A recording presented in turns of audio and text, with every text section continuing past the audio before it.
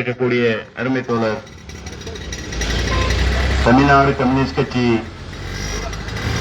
மாவோ சிந்தனையினுடைய அருமை தோழர் மீதா பாண்டியன் அவர்கள் புகழஞ்சலி செலுத்தி கண்டன உரையாற்றுவார்.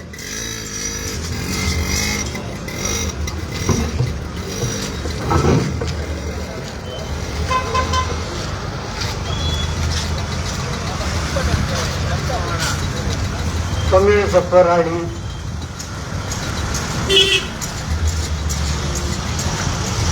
மொழி தாய்மொழி பற்றாளர்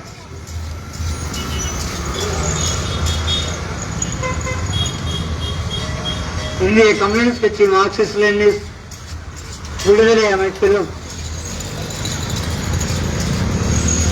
நாங்கள் உருவாக்கிய கம்யூனிஸ்ட் கட்சி மாலே மக்கள் விடுதலை அமைப்பிலும் இணைந்து பணியாற்றிய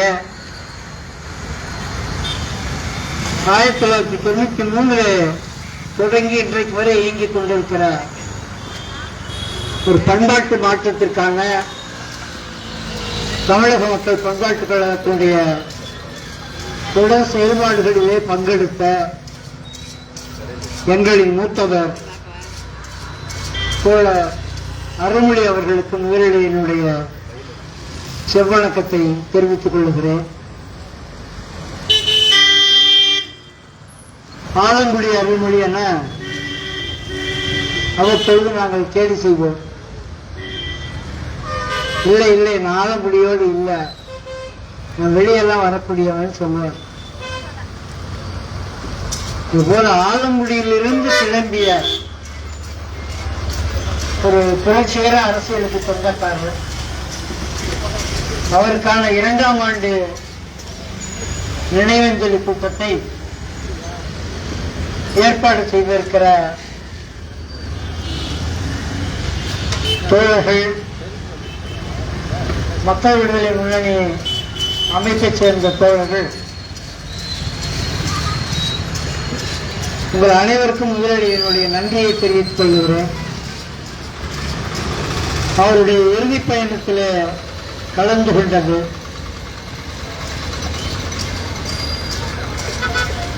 அந்த இறுதிப் பயண நிகழ்வு அவருடைய நீண்ட நெடிய அரசியல் பயணத்தை அடையாளமாக நம் முன்னே கொண்டு வந்து நிறுத்தியது.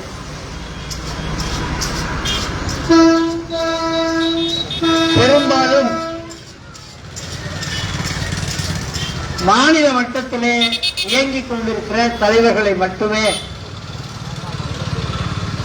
நினைவு கூறுவது, உயர்மட்ட தலைவர்களை மட்டுமே கொண்டாடுவது என்கிற போக்கு ஆதவர்க்க கட்சிகளிலே மட்டுமில்லை, கம்யூனிஸ்ட் கட்சிகளையும் பீடித்திருக்கிறோம். அதை தாண்டி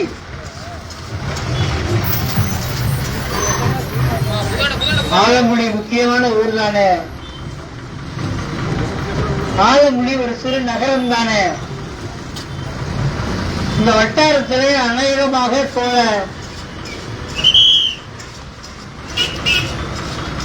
நடமாடாத பகுதிகள் என்பது கிடையாது. அருள்மொழி நான் இந்திய கம்யூனிஸ்ட் கட்சி மார்க்சிஸ்ட் லெனினிஸ்ட் மக்கள் விடுதலைக்கு வருவதற்கு முன்பே மூத்த தோழர். மிக முக்கியமான பணிகள், அதை ஒன்றை மட்டும் சொல்ல கடமைப்பட்டிருக்கிறேன். 69 திராவிட முன்னேற்ற கழகம் ஆட்சியை கைப்பற்றிய 2 ஆண்டுகளிலே வெண்மணியில பண்ணையார் கோபாலகிருஷ்ணன் நாயுடு 44 பேரை தீயிட்டு கொளுத்திய அந்த சம்பவம் தமிழ்நாட்டை மட்டுமல்ல, இந்தியாவில் மட்டுமல்ல, உலகத்தையே திரும்பி பார்க்க வைத்தது. கூலி பிரச்சனைக்காக, சுயமரியாதை பிரச்சனைக்காக, பண்ணையார்களுடைய சாதிய அதிகாரத்திற்கு எதிராக குரல் எழுப்பியதால் அங்கே 44 உயிர்கள் அந்த ராமையாவின் குடிசையிலே எரிக்கப்பட்டது. நீதிமன்றம் அந்த குற்றவாளிக்கு தண்டனை தர தவறியது. ஒரு பண்ணையார், பிளேன்மவுத் கார் வைத்திருப்பவர்,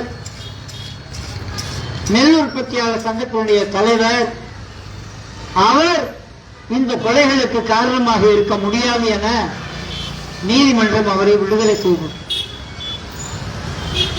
இறந்த 44 உயிர்களும் பட்டியல் சமூகத்தைச் சேர்ந்த உயிர்கள்.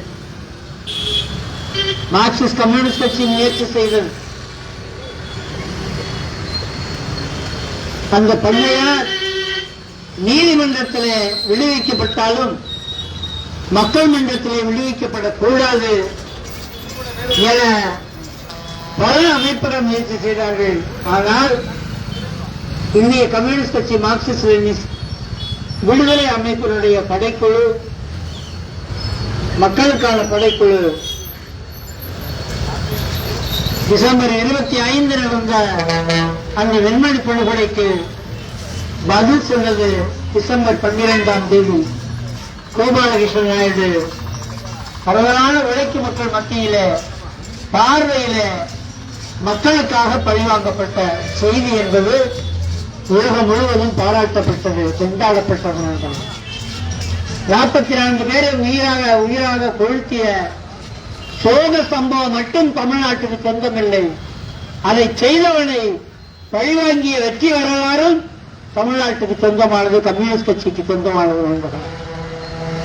மார்க்சிய லெனினிய அமைப்பினுடைய அந்த படைக்குழுவுடைய தலைவராக இருந்தவர் தோழர் அமல்ராஜ். அந்த அமல்ராஜ் அவர்களுடைய நினைவு நாள் வருகிற 27ஆம் தேதி. அந்த 27ஆம் தேதி ராஜபாளையம் அருகிலே சுந்தரராஜபுரத்தில் அமல்ராஜ் நினைவேந்தல் நிகழ்ச்சி ஒன்று இன்றைக்கு 24, 27ஆம் தேதி நடைபெற இருக்கிறது. அருமை தோழர் விடுதலை சிறுத்தைகளுடைய தலைவர் திருமாவளவன் அந்த நிகழ்ச்சியிலே கலந்து கொள்ள இருக்கிறார். இன்னும் 2 நாள் இருக்கிறது இடையில். அமல்ராஜினுடைய நினைவு நாள். இன்றைக்கு எம்எல்ஏ இயக்கங்கள் பல அமைப்புகள் சொல்லிக் கொண்டிருக்கிறார்கள். கோபாலகிருஷ்ண நாயுடுவை கலக்க தீர்ப்பது மார்க்சிய லெனினிய இயக்கம் என்று சொல்லிக் கொண்டிருக்கிறார்கள். அதை சொந்தம் கொண்டாட வேண்டிய அமைப்பு சொந்தம் கொண்டாடி ஆக வேண்டும். எவ்வளவோ நான் செய்தேன் என சொல்லிக் கொண்டிருக்கிறான். இல்லை, அது இந்திய கம்யூனிஸ்ட் கட்சி, மார்க்சிஸ்ட் லெனினிஸ்ட் விடுதலை அமைப்பினுடைய படைக்குழுதான் செய்தது என்பதை ஓங்கி ஒழிக்க வேண்டிய அவசியம் இருக்கிறது. அவர்கள் அந்த காரியத்தை முடித்த பிறகு அவர்கள் வந்து தங்கிய இடம் கண்டரகோட்டை மங்களூர் கிராமம் என்பது. அதற்கு துணையாக நின்றவர்கள் தான் தோழர் மூக்கையன், தோழர் அருள்மொழி போன்ற தோழர்கள் எல்லாம் அதற்கு துணையாக நின்றார்கள்.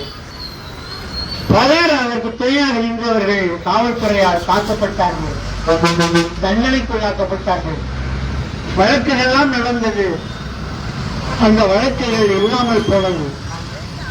இதை எதற்கு சொல்லுகிறேன் என்றால், மூத்த தோழர் என்றால் ஏதோ வெள்ளையும் ஜல்லையுமாக சோப்பு துண்டை கொண்டு கிராமங்களில் அலைந்து திரிந்து அடுத்த தேர்தலில் யாரை ஆதரிக்கலாம், யார் எந்த கட்சி அலுவலகத்திற்கு போய் கதவை பெற்றலாம் என்று நினைத்துக் கொண்டிருந்தவன் கிடையாது தோழர் அருள்மொழி. பசியோடும் வறுமையோடும் வாழ வாய்ப்பிருந்தும், வசதியான வாழ்க்கையை ஏற்படுத்த வாய்ப்பிருந்தும் அதை தட்டி கழித்து தமிழுக்காக, மக்கள் விடுதலைக்காக தன்னை முன்னிறுத்திய ஒரு மாபெரும் தோழன் தான் அருமை தோழன் அருள்மொழி என்பதை ஆலங்குடி வீதி மக்கள் புரிந்து கொள்ள வேண்டும். தோழர் அருள்மொழியை ஏன் விடாப்படியாக வீரஜாதியினும் தோழர் மனோகரனும் அல்லது இங்க இருக்கிற தோழர் ராமலிங்கமும் மட்டும் இருக்கிற தோழர்கள் அதை ஏன் ஒரு நினைவேந்த நிகழ்வாக வீதிகளை நடத்தி கொண்டிருக்கிறார்கள். ஒரு வேடிக்கை, இப்படி ஒரு டிராபிக் ஜாமான இடத்துல கூட்டம் நடத்துறதுக்கு அனுமதி கொடுத்த காவல்துறையை நான் எங்கேயுமே பார்த்தேன். ஒரு மணி நேரம் ஆர்ப்பாட்டம் நடத்திட்டு போங்கன்னு சொல்லுவாங்க. இது ஒரு கூட்டம். இதற்கு வேறு ஏதாவது ஒரு இடத்தை காவல்துறை ஒதுக்கி இருக்க வேண்டும். அதை ஆலங்குடியைச் சேர்ந்த அரசியல் அமைப்புகள் காவல்துறையோடு கலந்து பேசி அந்த சூழலை உருவாக்க வேண்டும் என்பதையும் நான் இதோடு வேண்டுகோளாக கேட்டுக் கொள்கிறேன். அருமை நண்பர்களே,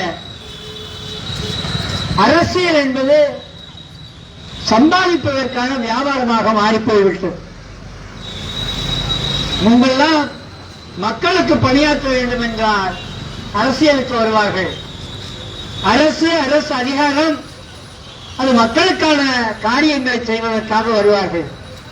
ஆனால் இன்றைக்கு ஒருவன் கட்சிக்கு போகிறான் என்றால், இந்த கட்சிக்கு போனால் நான் வட்டச் செயலாளராகலாம், வட்டச் செயலாளரானால் நான் ஒரு மினிஸ்டருக்கு தொடர்பில் இருக்கலாம், நாடு காத்து சம்பாதிக்கலாம் என்ற போக்கு என்பது அரசியலிலே வளர்ந்திருக்கிறது.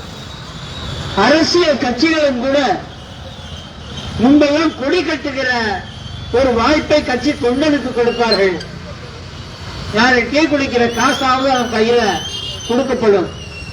இன்றைக்கு கொடி கட்டுறது காண்றக்கு, மேடையும் காண்றக்கு, தண்ணீர் பாட்டில் சப்ளை பண்றது காண்றக்கு, அரசியல் என்பது ஒரு கார்ப்பரேட் மயமாகி இருக்கிறது.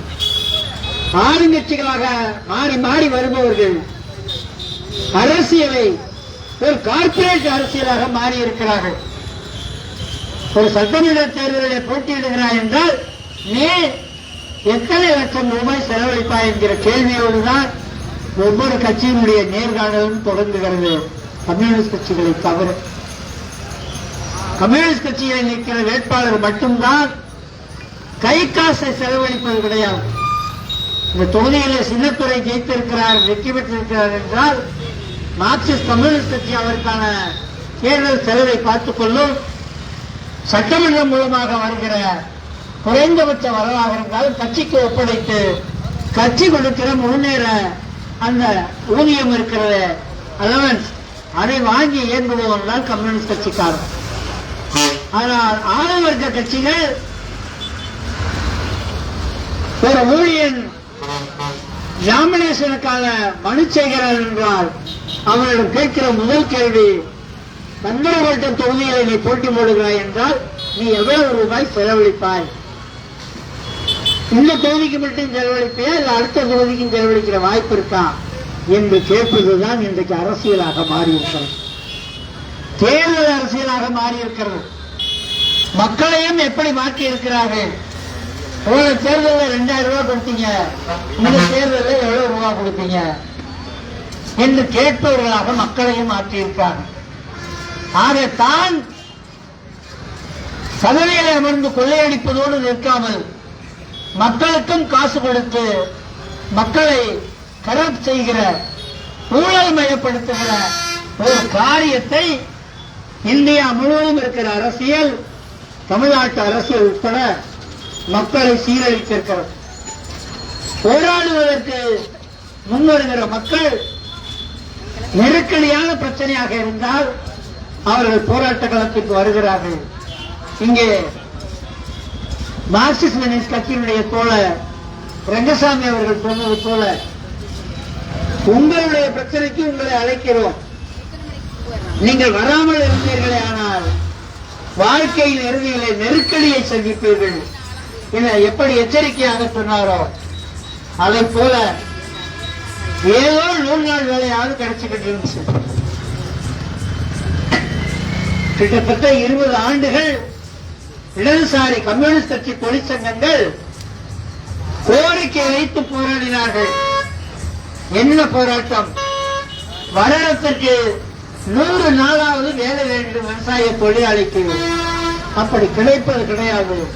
அந்த வேலை உத்தரவாதத்தை 100 நாட்களாவது வழங்க வேண்டும் என கம்யூனிஸ்ட் கட்சி தொழிற்சங்கங்கள் அகில இந்திய அளவில் போராடும் பொழுது ஒரு கோரிக்கையாக முன்வைத்ததனுடைய விளைவு 100 நாள் வேலை என்கிற ஒரு வாய்ப்பு வந்தது. அந்த வேலையை மகாத்மா காந்தி கிராமப்புற வேலை உறுதி திட்டம் என பெயர் வைத்திருந்தார்கள். காந்தி என பெயர் வைத்தது எவனுக்கோ ஒரு பொச்சரிச்சலை உருவாக்கியதனுடைய விளைவு.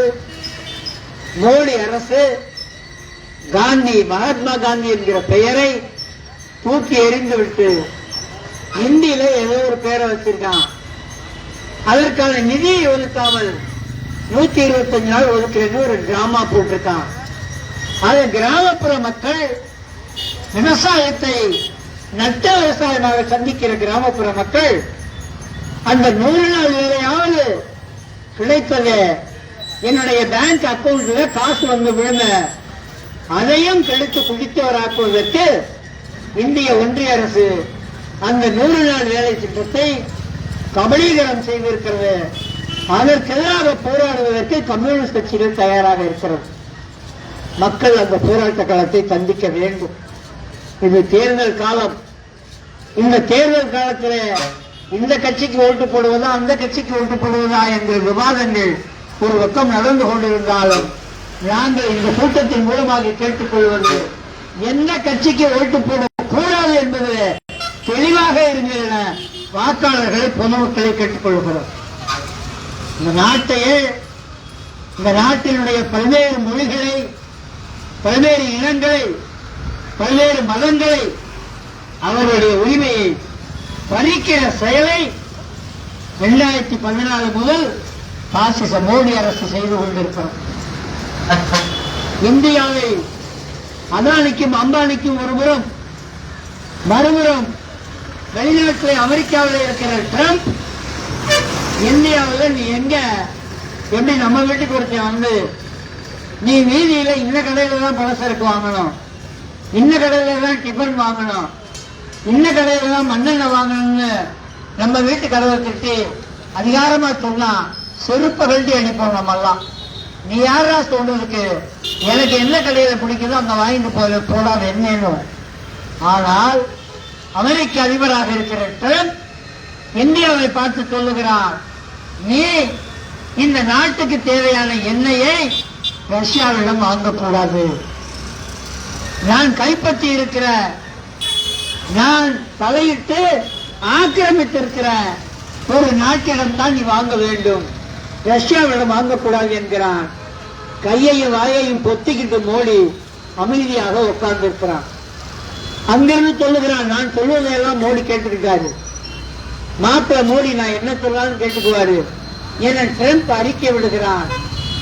பதில் கூட சொல்லாமல் இந்திய அரசினுடைய பிரதமர் மோடி ஒரு அடிமையாக, ட்ரம்பினுடைய அடிமையாக, அமெரிக்க அடிமையாக இங்கே ஆட்சி செய்து கொண்டிருக்கிறார். ஆக இந்த நாட்டினுடைய பொதுத்துறை நிறுவனங்களை வித்தாயிற்று.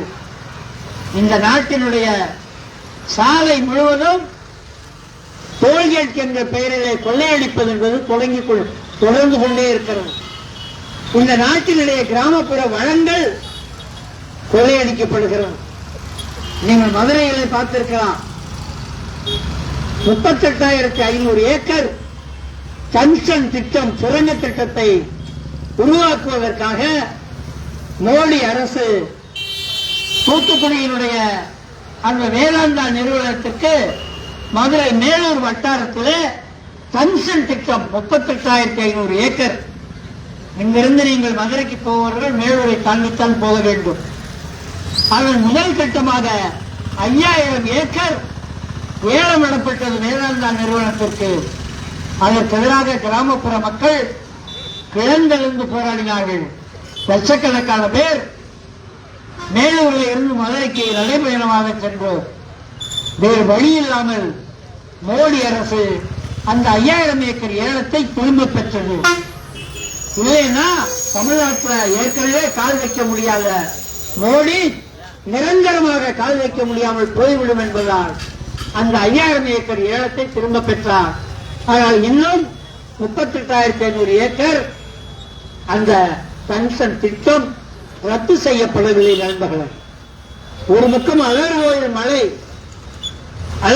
மலை, அரிட்டாபட்டி மலை என மலைகளை வெட்டி சுரங்க திட்டம் நடத்த ஏலமிட்ட மோடி இப்ப திருப்பரங்குன்ற மலையை நாங்க காப்பாற்ற போறோம், அங்க விளக்கு ஏத்து, இங்க விளக்கேத்து என கோர்ட்டுக்கு போறான்.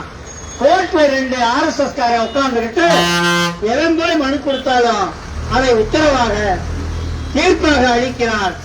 நிம்மதியாக இருந்த, இணக்கமாக இருந்த மதுரையும் திருப்பரங்குன்றமும் கலவர பூமியாக மாற்றப்பட்டிருக்கிறது.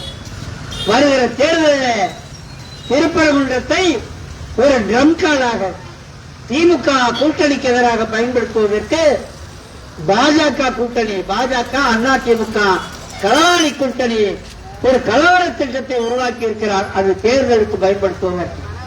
தேர்தலுக்கு பிறகு திருப்பரங்குன்றத்தை ஒரு கலவர மையமாக அவர்கள் மாற்ற திட்டமிட்டிருக்கிறார்கள். கேட்டால் சொல்லுகிறான் காரைக்குடி எச் ராஜா, இன்னொரு அயோத்தியாக நாங்கள் திருப்பரங்குன்றத்தை, மதுரையை மாற்றியே தீர்வோம் என்று சொல்லுகிறார். அயோத்தி என்றால் பாபர் மஸ்ஜித்தை இடித்து அங்கே ராமர் கோயில் கட்டியது போல, நீதிமன்றத்தில் உத்தரவை விலை கொடுத்து வாங்கியது போல மதுரையையும் திருப்பரங்குன்றத்தையும் அயோத்தியாக மாற்றுவோம் என RSS காரர்களும் பாரதிய ஜனதா கட்சிக்காரர்களும் அறிவித்துக் கொண்டிருக்கிறார்.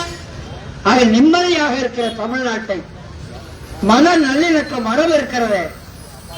கீழே முருகன் கோயில், மேலே காசி விஸ்வநாதர் கோயில், அதற்கு மேலே சிக்கந்தர் தர்கா, சுற்றி வருவீர்களே ஆனால் தமிழர் கோயில், நாட்டார் தெய்வங்கள் என பல வழிபாடுகளுடைய அடையாளமாக இருக்கிற திருப்பரங்குன்றத்தை கலவர பூமியாக மாற்றுவதற்கு RSS பாரதிய ஜனதாக்காரன் தயாராகி கலவரங்களை உருவாக்கி கொண்டிருக்கிறான். அவனுக்கு கைக்கூலி வேலை பார்ப்பதற்கு அண்ணா திராவிட முன்னேற்ற கழகம் கூட்டணி அமைத்திருக்கிறது என்பது. பாரதிய ஜனதா கட்சியோடு, ஒரு கலவர கட்சியோடு, ஒரு மனக்கலவர கட்சியோடு கூட்டணி அமைத்து வீதிக்கு வருபவர் யாராக இருந்தாலும் அவர்களை தோற்கடிக்க வேண்டியது அருள்மொழி பெயரால் நாங்கள் கேட்டுக் கொள்கிறோம். பாரதிய ஜனதாவை, RSS-ஐ, பாசிச மோடி அரசை இந்த மண்ணிலே காலூன்ற விடாமல், பலப்படுத்த விடாமல் தோழர் அருள்மொழி கடைசி வரை எந்த பாஜக எதிர்ப்பிலே, மதவாத எதிர்ப்பிலே, பார்ப்பன எதிர்ப்பிலே, சனாதன எதிர்ப்பிலே ஊன்றி நின்றார்களோ அந்த அரசியல் கருத்தியலை உயர்த்தி பிடிக்கிற வேலையை தோழர்கள் முன்னெடுக்க வேண்டும்.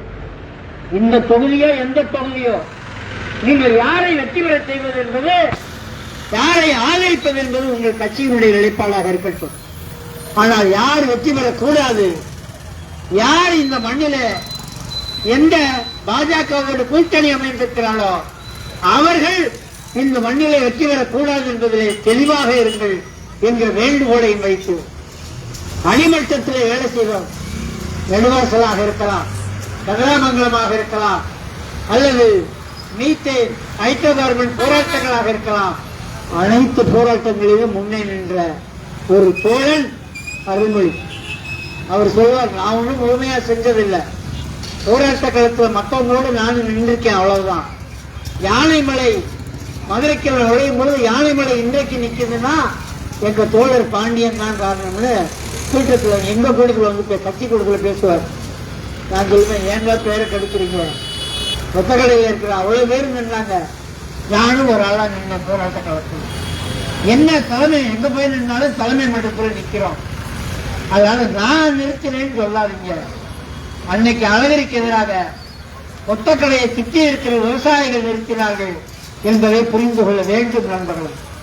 ஏன் அதை சொல்றேன்னா, எனக்கும் அவருக்குமான தொடர்பு அரசியல் தொடர்பை தாண்டி, அவர் எனக்கு மூத்தவர், பண்பாட்டு தளத்தில் இணைந்து இயங்கி இருக்கிறோம்.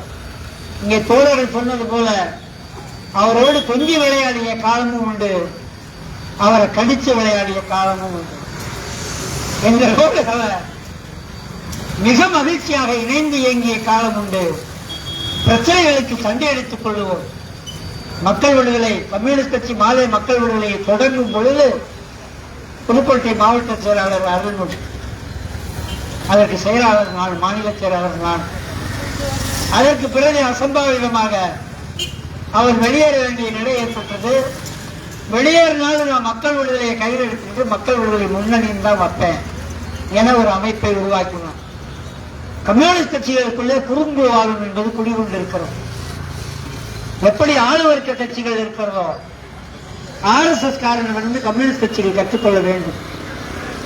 100 சங்பரிவார் அமைப்புகள் இருக்கிறது. ஆனால் ஒரு RSSக்கு கீழே அவன் ஒரு குடையாக இருக்கிறான். இந்த மண்ணை சீரழிக்க, சாதியை பயன்படுத்தி சாதி அட்டகாசம் செய்ய, இந்த மண்ணினுடைய வளங்களை கொள்ளையடிக்க, அதானி அம்பானிகளுக்கு கூட்டிக் கொடுக்க, ட்ரம்புக்கு அடிமையாக இருக்க RSS 100 சங்பரிவார் அமைப்புகளும் ஒன்றாக இயங்குகிறான். ஆனால் கம்யூனிஸ்ட் கட்சிகளுக்குள்ளே குடிகொண்டிருக்கிற குறும்புவாதம், கட்சிகளுக்குள்ளே இருக்கிற குறும்புவாதமும், கட்சிகளுக்கு இடையே இருக்கிற குறும்புவாதமும் மக்கள் விடுதலைக்கு, மக்களுக்கான அதிகாரத்திற்கு, மக்களுக்கான விடுதலைக்கு துரோகம் செய்வதாக இருக்கிறது என்பதை சுட்டிக்காட்ட கடமைப்பட்டிருக்கிறேன் என்பது. இங்கே திமுக ஆட்சிக்கு வந்தாலும் யார் ஆட்சிக்கு வந்தாலும் சிறிய சிறிய அமைப்புகளுடைய போராட்டங்கள் இல்லாமல் யாரும் இங்கே வெற்றி பெற்றது கிடையாது. திமுக சொந்த திட்டத்திலே வேலை செய்து கடந்த 5 ஆண்டுகள் ஆட்சியை கைப்பற்றியதில்லை. கதிராமங்கலம், நெடுவாசல், மீத்தேன், மயிலாடுதுறை, தஞ்சை, கும்பகோணம், நம்மாழ்வார் என போராடியவர்கள் எல்லாம் சிறிய சிறிய அமைப்புகள். ஈழப்பிரச்சனைக்காக, ஸ்டெர்லைட்டுக்கு எதிராக, கூரங்குளத்திற்கு எதிராக, இந்த மண்ணினுடைய வளங்களை காப்பாற்றுவதற்கு போராடிய இயக்கங்கள் சிறிய சிறிய இயக்கங்கள். ஆனால் ஜெயித்தது திமுக. ஆனால் இந்த போராளிய இயக்கங்களுக்குள்ள ஒற்றுமை இருக்கிறதா என்றால் இன்னும் 10 இயக்கங்களாக 100 இயக்கங்களாக சிதறி சிதறி போவதற்கான இந்த மண்ணில சாதி எப்படி இருக்கிறதோ, சாதி அடிப்படையில் இல்லை என்றால் கூட சாதி பிளவு மனப்பான்மையை உருவாக்குகிறது. கம்யூனிஸ்ட் கட்சிகளுக்குள்ளும் அந்த பிளவு மனப்பான்மை குடிகொண்டிருக்கிறது. தோழர் அருள்மொழியின் பெயரால் கேட்டுக் கொள்கிறேன், ஒரே கட்சியாக உருவாக முடியவில்லை என்றால் கூட செங்கோல் இயக்கங்கள் அனைவரும் ஒரு கூட்டமைப்பாக இயங்குவதற்கு இந்த பார்கெனிங் கெப்பாசிட்டி என சொல்வார்கள். ஆணவர்க்க கட்சிகளுடன் பேரம் பேசி மக்களுக்கான அந்த இடங்களை பெறுவதற்கு, சலுகைகளை பெறுவதற்கு, உரிமைகளை பெறுவதற்கு செங்கோல் இயக்கங்கள் ஒன்றாக இருக்க வேண்டும். அதற்கு நாம் முயற்சிக்க வேண்டும் என்கிற வேண்டுகோளை தோழர் அருள்மொழியின் பெயரால் உங்கள் மத்தியிலே முன்வைத்து, அருமை தோழர்களே, மீண்டும் மீண்டும் அருள்மொழியை உயர்த்தி பிடிப்போம், செங்கொடியை உயர்த்தி பிடிப்போம். இந்த மண்ணுக்காக, மக்கள் விடுதலைக்காக, மக்கள் அதிகாரத்துக்காக போராடி மடிந்த தோழர்கள் இந்த மண்ணிலே விதைகளாக மாறியிருக்கிறார்கள். நாம் விருட்சங்களாக செங்கொடி இயக்கம் மாறுவோம் என்பதை வேண்டுகோளாக வைத்து தமிழ்நாடு கம்யூனிஸ்ட் கட்சி, மார்க்சிய மாவோ சிந்தனை சார்பாக, தமிழக மக்கள் பண்பாட்டுக் கழகம் சார்பாக வாய்ப்பளித்த மக்கள் விடுதலை முன்னணி தோழர்களுக்கு நன்றி கூறி விடைபெறுகிறேன். நன்றி, வணக்கம் தோழர்கள். தோழருக்கு நன்றி. அடுத்ததாக மக்கள் விடுதலை முன்னணி கட்சியினுடைய